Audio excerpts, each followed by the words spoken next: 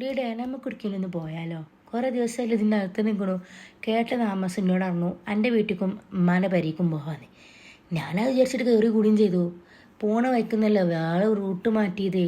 നല്ല അടിപൊളിയൊരു സ്ഥലത്ത് കേട്ടോ. ഈ സ്ഥലം കാണുമ്പോൾ തന്നെ നിങ്ങൾക്ക് മനസ്സിലാവും എവിടെയാണെന്നുള്ളത്. നമ്മൾ ചെരുപ്പടി മലയ്ക്ക് ഇളം കാറ്റോട് വീശിയ മഴയും ഒരു ചെറിയ ഇളം കാറ്റ് ഫുള്ളും തെറ്റിച്ച് ഞമ്മക്ക് പറയാത് പൊടിയാടിഞ്ചോടും എങ്ങനെ പറയാനേ.